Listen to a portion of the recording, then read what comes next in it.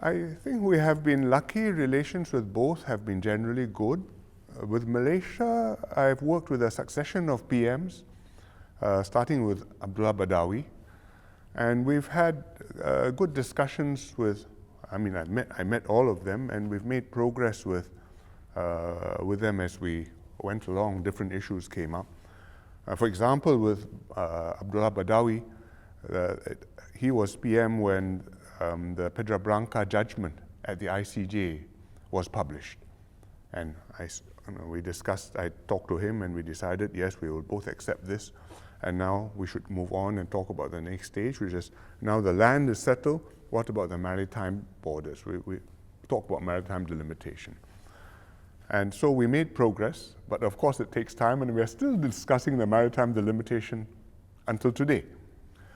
Then Najib, we did settle a very important matter, which was the POAA land issue, the Malayan Railways land.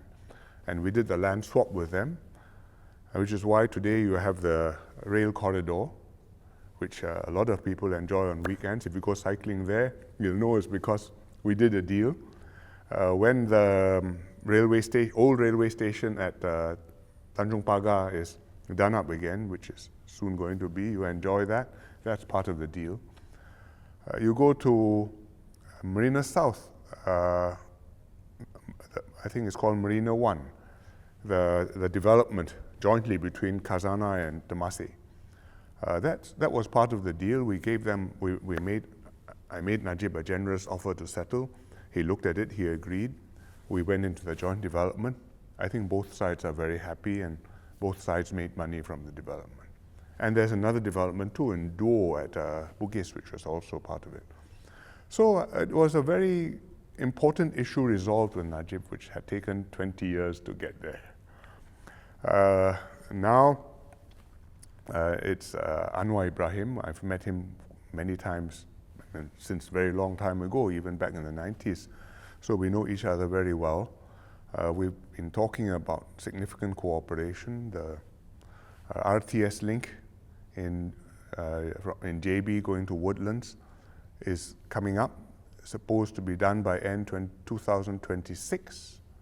And I think a lot of Singaporeans are anxiously waiting for that to go and get their supper and their shopping in Johor Bahru, and Johorians to come here to work. We are talking about other issues, can be cooperative, but also sensitive.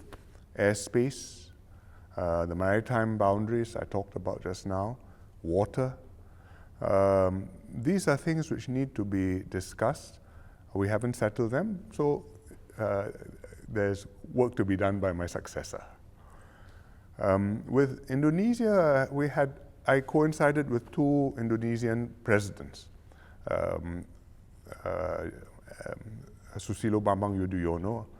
Very soon after I swore in, I went to attend his swearing-in ceremony in Jakarta. I think it must have been my first or second overseas visit. And we worked with him, and we signed 3 agreements on airspace also, on military training, and on extradition. In fact, I remember vividly, we went to Bali, had all the ministers there, and we settled the agreement. But it couldn't follow through, the politics was difficult. Then when Jokowi came in, he wanted to have another stab at it, and so did I. So we decided to press the matter. I asked Teo Chee Hean to look after our side of it and negotiate. On his side, he had Menko Luhut Panjaitan in charge, together with Prabowo, because the defense part was very important. And happily, they settled it. We signed it 2 years ago. It was ratified last year, and it has come into effect this year. So it's settled. And next week, I'm going to Bogor, and I'm meeting Jokowi. I'm going to say, thank you very much. Between you and me, we settled something which is a 25-year agreement. So we're on a good basis to take our 2 countries the next step forward and cooperate together. I think both will always be complicated relationships.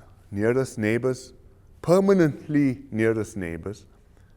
You have to work together, and yet there are always so many places where you can easily have different perspectives or rub up against each other. And I think if we both know that and both try our best not to collide, we can do many things together.